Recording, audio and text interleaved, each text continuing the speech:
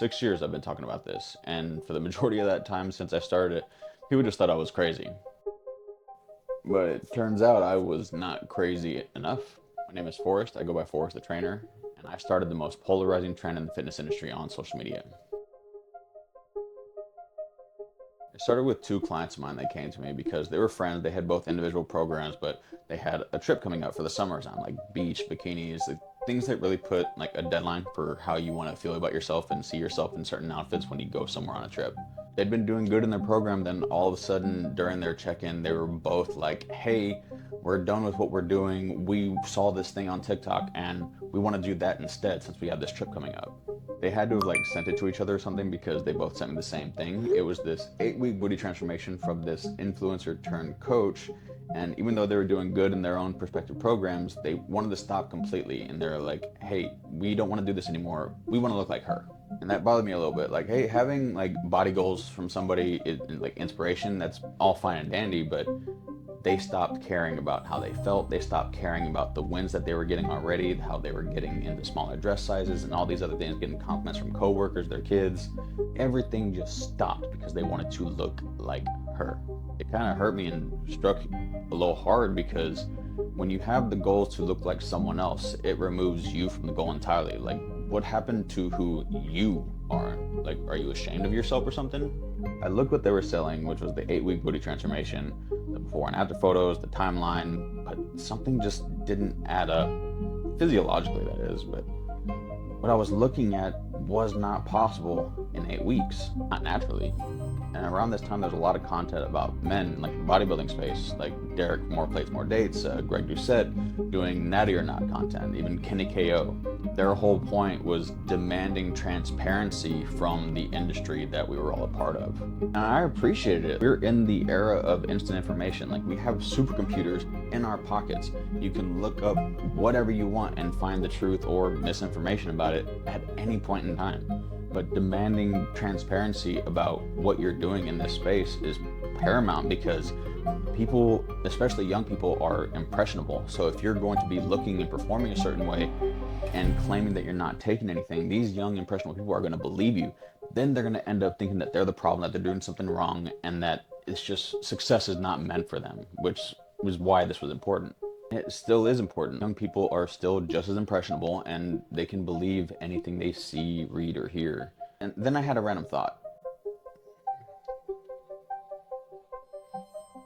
Most of this content was centered around men in the bodybuilding space, and I was thinking, like, bodybuilding isn't a men's only sport, and especially during this time, this is when bodybuilding was growing exponentially from women joining bodybuilding with the new division starting in 2016. So I'll be honest, I wondered, why aren't the same conversations being had about women? And it wasn't like a, hey, women lied too, talk shit about them. It was genuinely just curiosity because the typical conversation about women in bodybuilding was like, oh, well, if she looks like a man and sounds like a man, she's on steroids. But it's not necessarily the case. It's not really how it works. Like, yes, there are people that use and abuse PEDs and they could lose some aspects of their femininity and they can have certain side effects, but there are so many women in the bodybuilding space, regardless of division, that take a wide variety or range of dosages of certain anabolics and they're able to keep their femininity, but they're able to get gains that no natural person could at the rate that they're doing it. But it doesn't diminish their hard work. They still have to eat to the extreme. They have to train to the extreme. They have to have the lifestyle to the extreme to perform at this extreme sport. So it's not to diminish their work, but I was curious of why only men were being talked about, because young impressionable people doesn't just mean young impressionable boys.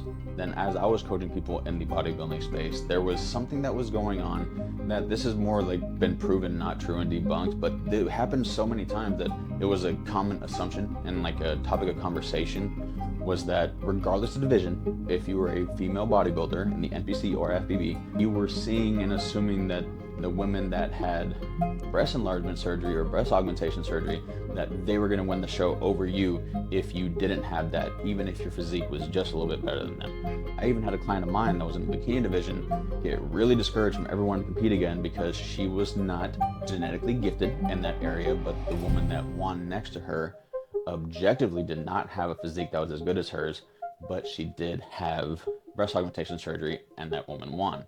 Now, I could be biased because I was that woman's coach and I wasn't the winner's coach, but like I said, it happened so many times to so many women that were competing in these various divisions in female bodybuilding that that started to become a topic of conversation. If I do not have fake boobs, I'm probably not going to win if there's someone that has an on par physique with me that does have fake boobs. And the next question I asked myself literally started all of this, because I was thinking, well, if surgery can help you in bodybuilding, fitness is not just bodybuilding. So what other surgeries could help you in this space we call fitness?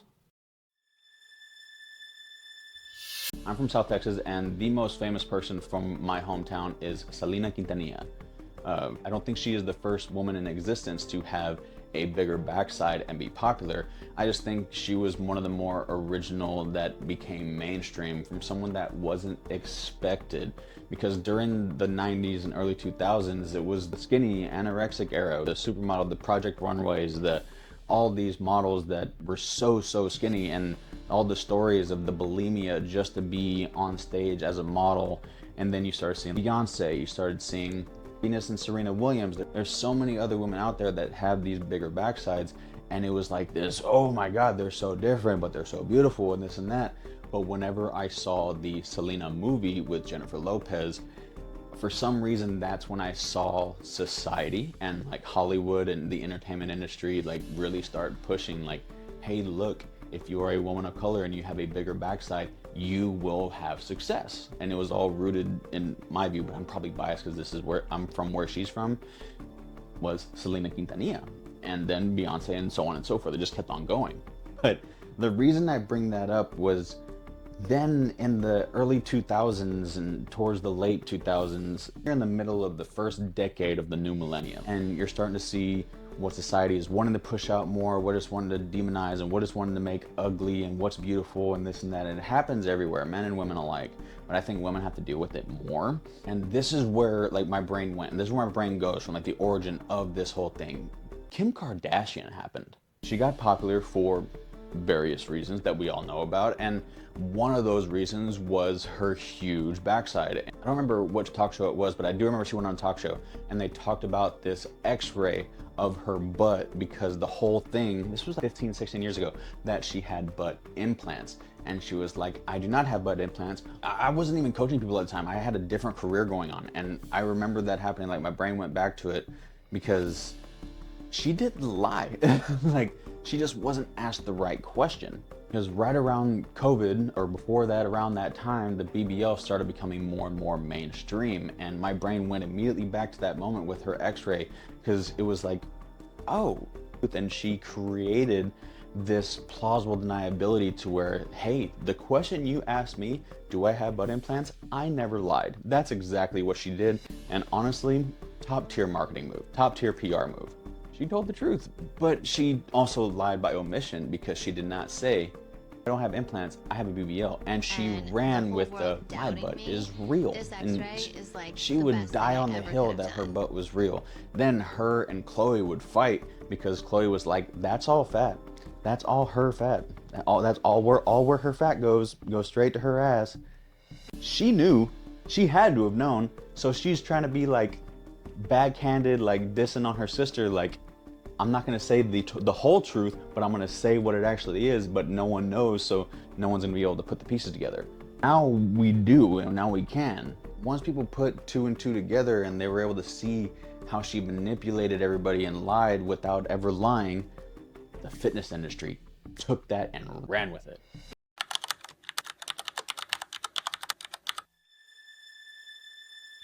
And since I've already seen BBLorNOT from like Greg Doucette, Derek More Plates More Dates, and like KO and some other creators, I was like, what if I made my own version? And then BBLorNOT. And I'll be honest, the first time I ever did it, the content is horrible. I've looked back at that video whenever I first posted it, and my content was bad back then. Like I feel like I've gotten a lot better, but back then it just was objectively bad. So I posted a factor cap for this woman that I saw posting videos on how to grow the glutes the way she did, and the workouts she was doing were not correct, and There were also people in the comments like, hey, I went to high school with you, I know you, I've seen you here, I've seen you there, I heard about that trip to Tijuana, I know that you got a BBL. Then all the BBL proof started coming out about this person, and whenever I posted that video, so I said factor cap, because that is not the amount of time it takes to build glutes. It takes a lot longer, and the movements you're doing were not the best for the glutes. I was nervous about saying BBL or not because I wanted to follow what was on social media. Someone said factor cap, I said factor cap. And I was like, no, that's not my thing. That's pushing me to an area of social media that I don't want to be in. That is not me using content to speak to the demographic of people that I would like to coach or to be my clients. So I was like, okay, fuck it. I'm just gonna say BBL or not, because it's just like natty or not. So I looked it all up, and I saw some videos of people saying, hey, maybe this person has a BBL, hey, this person maybe has Sculptra, this and that, but I never heard anyone say BBL or not. That was the first BBL or not video, and the reaction was crazy. It was half and half though, honestly. It was a ton of controversy. I got a lot of hate. I got a lot of threats even, but I'm Texan, so threats don't bother me. Then the other half was so many women saying, thank you. I thought I was the problem. I thought I was doing something wrong. And I was nervous to continue doing this because of all the hate and where it could lead in the future of my social media career or my coaching career. Like, it could end it all. And I was scared. I'll be honest, I was scared. But I thought to myself, all these women are working so hard in the gym. They're following programs, hiring coaches, paying real money for all this stuff, and they're not seeing the results that they were promised. And they thought it was their fault, but in reality, it was these coaches trying to sell them the dream of results that were never natural can be earned naturally. So I had to have a serious come to Jesus with myself. I was sitting there like, do I continue in this controversial path that could cause a lot of damage, or do I just steer away from it and kind of like mind my business? Because I'm a dude. No one wants to hear from a dude. And that's what I was thinking of at the time. And I thought back to how like my mom raised me, and my mom always told me like the truth will set you free and a lie will always be revealed and a lie will always come to light. And I was sitting there like, if the worst thing about me doing this is me exposing that people are being lied to, that's not a bad thing at all. So I ran with it, BBL or not, and started posting. The format was simple. I would show what to look for, and I would have the audience and women come up with their own decisions, and I would give my input at the end. I started keeping track of how many women came to me after being failed and lied to by a BBL coach. I couldn't keep track of all of them, but I know it was over 200, but less than 300, around that range. The pattern that I noticed is that there was a couple things that were always the same when they came with these stories. They bought an 8-week booty transformation program from an influencer, or they got a booty transformation course, or they got another how to grow your glutes program that was $50 from this influencer, and they were sent a PDF and it was marketed as coaching. It was always one of those three things, like, or something very, very similar. Like, it was like they all brought me a pair of Jordans, and we all know Jordans has thousands of variations, but at the end of the day, they're still Jordans. It was the same story, just different packaging every time. And I don't think that these women were stupid or gullible or like they're in the wrong. They were doing exactly what you're supposed to do. You found someone that achieved the result that you want to achieve, maybe from the same or similar starting point, so you invested in them. It's not stupidity or being gullible or anything like I said, but their trust was violated. None of it was true. Then the risks of the surgery, it even became a thing to where like 1 in 3,000 women did not make it off of the surgery table. You would get fat cells injected into an artery that would go straight to your lung, and you could die on the table. It was just the most dangerous surgery. The smell that you can get, and people say it's a myth, but it's a huge thing. Your hygiene could be affected because it's a butt you've never had before. But if you have general hygiene, you can probably take care of it mostly. But now you're going to be perspirating from areas that you're no longer used to, because you're going to have to be wearing shapewear more, and you're going to have perspiration more than you usually would in that area. And unfortunately, that's where doo-doo comes out. So you're going to have BO plus doo-doo. So it's going to be a new smell.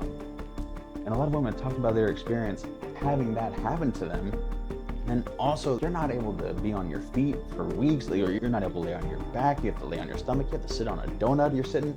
And the whole thing was, people were like, well, I don't want to go do it in these places because the recovery is like 6 to 8 weeks. I'm gonna go to Tijuana, I'm gonna go to Colombia, I'm gonna go to this place, I'm gonna go to this surgeon, I'm gonna go to that surgeon. And they weren't even licensed for it. It just, the risks started to outweigh the reward in such a huge capacity. And some women have gotten hurt, some women have died, and some women have had to have the surgery removed or reversed, have risk of dying. BBLorNOT just skyrocketed. BBLorNOT just started growing so fast, and it was honestly hard to keep up with it sometimes. I even had a lot of women make videos about me making my videos, and I was so glad that what started off as a lot of controversy and hate towards me was turning into a huge thank you card from social media to me, and the fitness industry was kind of taking it with them, because I would travel to Alpha Land in Missouri City, Houston, Texas, and people were coming up to me like, hey, you're the BBLorNOT guy, right? Like, you're the BBL guy, you're the butt guy.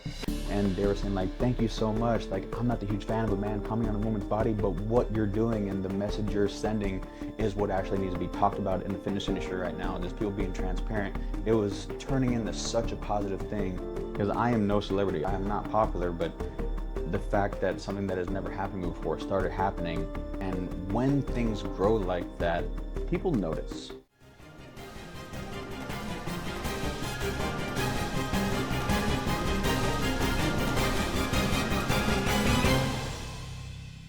And then someone took it. I honestly wish I could look that motherfucker in the eye.